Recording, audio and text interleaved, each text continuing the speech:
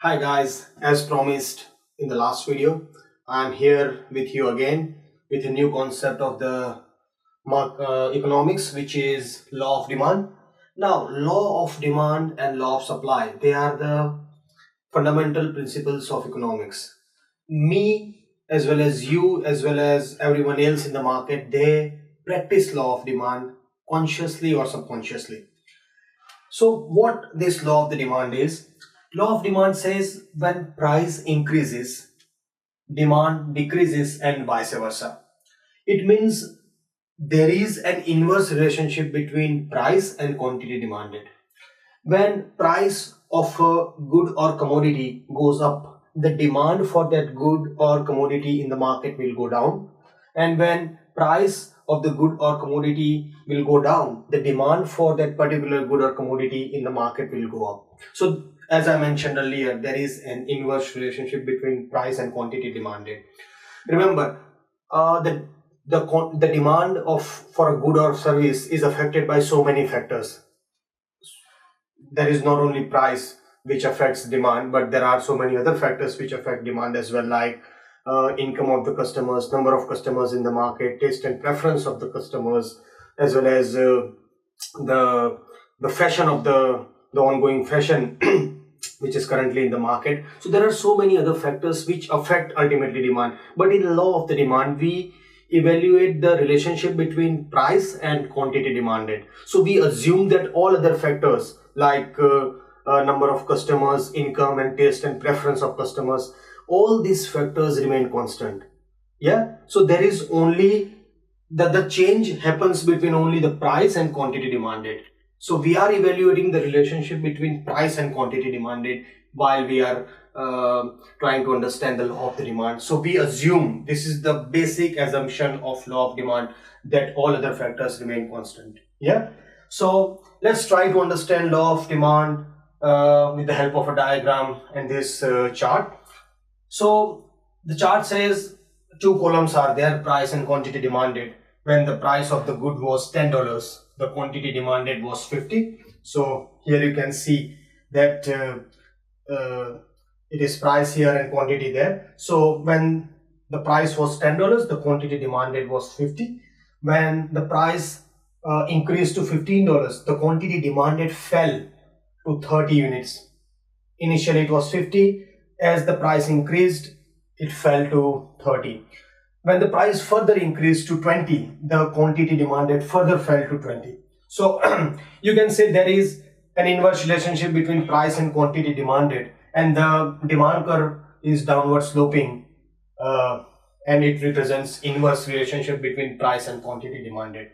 So this is the one of the basic rules of economics which you will have to know and you have to understand if you want to go deeper and deeper into economics in micro and macroeconomics. Everyone in the market, they practice law of the demand. You must have seen in the shops that whenever they want to get rid of the stock, they decrease the price of the stock. Why do they do that? Because they know that when we will decrease the price, when we will reduce the price, the quantity demanded is going to go up and it will be sold immediately. So they are consciously or unconsciously following law of the demand, which you need to know as well. Then, as I mentioned to you, there are basic assumptions of law of the demand, and it is income, taste and preference, price of substitute goods, number of customers, etc. remains same. This is the fundamental assumption of law of the demand, that income of the customer is not changing, it is constant. Taste and preference of the customers, they do not change as well. Price of substitute goods, the price of substitute goods has to remain stable as well. Yeah, Coke and Pepsi, they are substitute, tea and coffee, they are substitute. So there is no change in the price of substitute goods. This is one of the basic assumptions as well, which has to be there if you want to follow if you want law of demand to work as mentioned earlier. And number of customers in the market has to remain constant as well. So these are the basic assumptions that has to be there if you want law of demand to work as mentioned. And then there are some exceptions. Remember, every law has an exception. Similarly, law of demand has its exceptions as well, and those exceptions are written here. Inferior goods, They are called given goods in economics as well.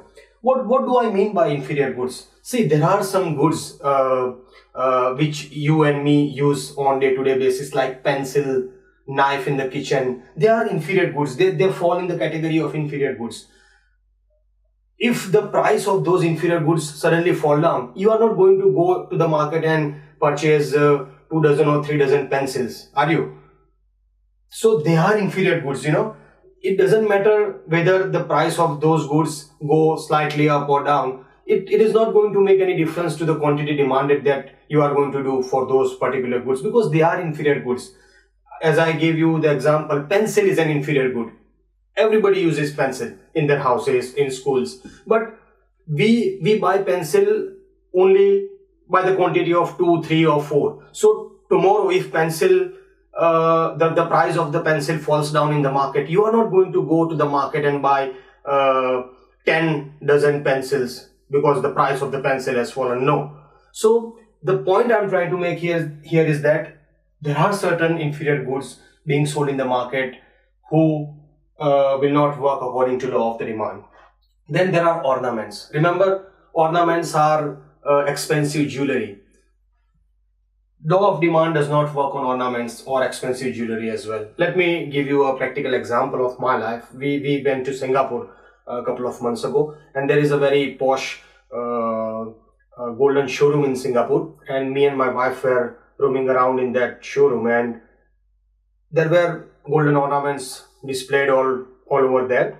And once we started visiting the showroom, there was a diamond, the golden necklace which was there, and the price of that golden necklace was $2,500. My wife told me that, can I buy that?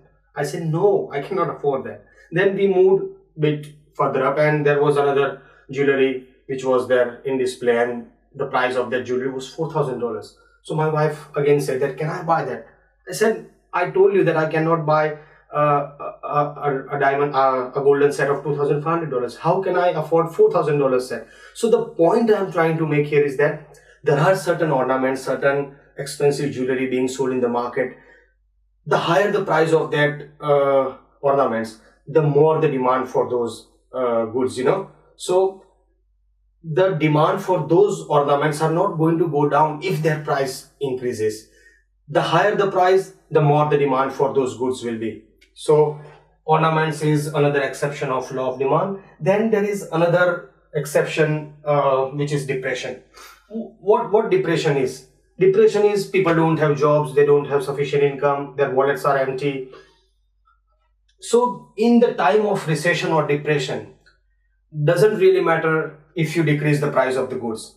That decrease in the price is not going to increase the quantity demanded for your goods, because people simply don't have any money in their wallet. They don't have jobs, they don't have money to spend on. So it doesn't really matter whether you drop down the price of the goods, it's not going to increase the quantity demanded for the goods. And then there is certain goods which are out of the fashion. Yeah, let me give you a practical example. Have you heard about bell-bottom pants, trousers?